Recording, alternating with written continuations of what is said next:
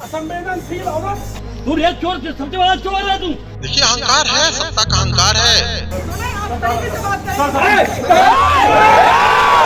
और 24 घंटे जिस थाने को ही बंधक बना करके पूर्व विधायक ने रख लिया, तो उस विधायक के ऊपर कानूनी कार्रवाई करने की इनकी कोई हिम्मत और औकात नहीं।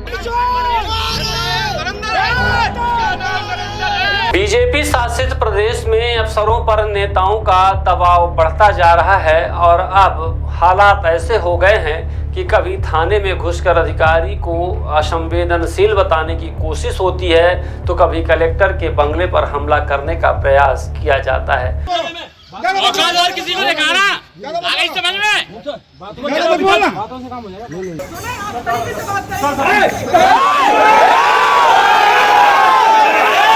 सवाल यह है कि क्या बीजेपी के नेता बेलगाम हो चुके हैं या अफसरशाही इतनी हावी है कि नेताओं को भी गुस्सा आ रहा है। विगत दिनों रीवा जिले के चुनाटा थाना परिसर में उस वक्त हंगामा मच गया जब पूर्व विधायक केपी त्रिपाठी थाने में घुस गए।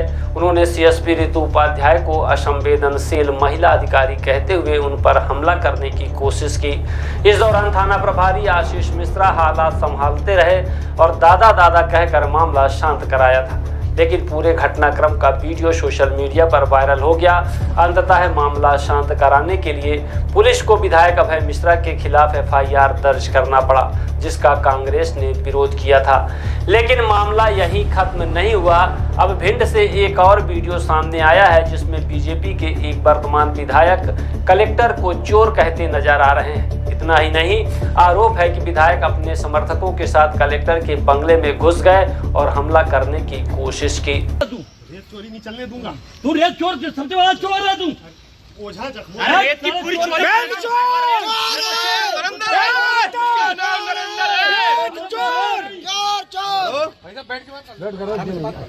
इन दोनों घटनाओं ने बीजेपी के अनुशासन पर सवाल खड़े कर दिए हैं। एक तरफ मुख्यमंत्री और संगठन बार बार पार्टी को संस्कारी और अनुशासित बताते हैं, तो दूसरी तरफ उनके ही नेता कानून व्यवस्था को ताक पर रखकर हंगामा करते नजर आते हैं।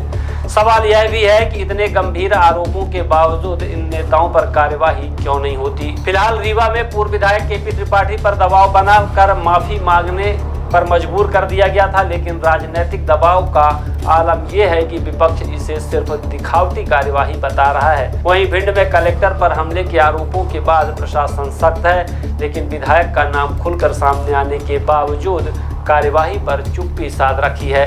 कांग्रेस प्रवक्ता विनोद शर्मा ने कहा कि यह बीजेपी का असली चेहरा है। कानून की धज्जियां उड़ाई जा रही हैं और सरकार मूक दर्शक बनी हुई है।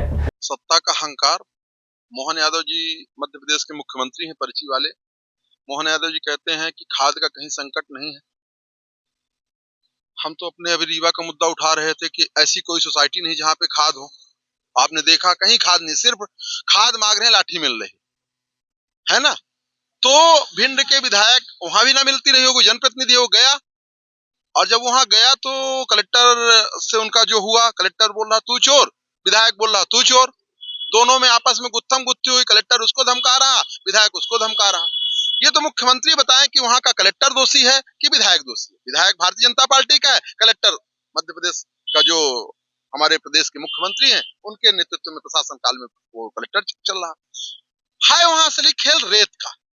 वो तो रेत के आपस में परसेंटेज फिक्स नहीं है, परसेंटेज का खेल है। वो परसेंटेज यहां से लेकर के मोदी तक जाता है।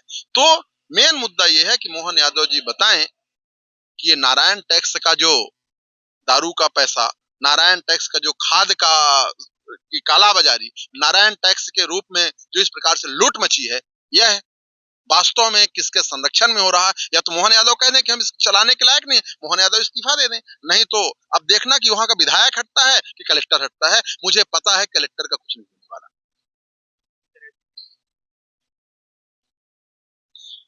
देखिए अहंकार है, सत्ता का अहंकार है, गांजे का अहंकार है, नशे का अहंकार है। तो जो नशे का अहंकार होगा, सत्ता का अहंकार होगा, उसमें क्या कहोगे। ना इनको आम जनता से मतलब है, ना इनको किसान से मतलब है, ना किसानों की समस्या से मतलब है। इनको अपने कमीशन से मतलब है। इनका कमीशन बने, इसके बाद जनता क्या कर रही है, जनता परेशान हो तो होती रहे, इससे इनको कोई मतलब नहीं है। इनको सिर्फ और सिर्फ अपने कमीशन से, अपने परसेंटेज। देखो हाँ, वो आप उसको बता रहे हो जो सीएसपी को हड़का रहा था, पूर्व विधायक, थाने में घुस करके। आप ये देखे होंगे कि अभी हमारे एनएसयूआई के कार्यकर्ता गए, और वो गए कि कोरेक्स रीवा में ना बिके तो उनको डंडा लेके मारा गया।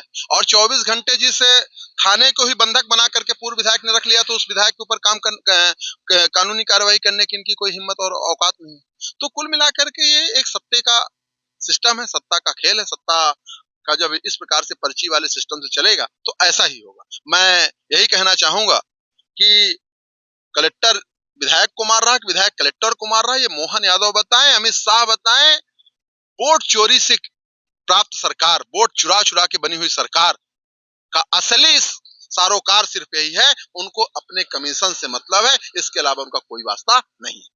अब बड़ा सवाल यह है कि क्या बीजेपी के नेता बेलगाम हो चुके हैं या अफसरशाही इतनी हावी है कि नेताओं को उग्र कदम उठाने पड़ रहे हैं। सच्चाई चाहे जो भी हो, लेकिन इसका खामियाजा आम जनता को उठाना पड़ रहा है, जो कानून और व्यवस्था की उम्मीद सरकार से करती है।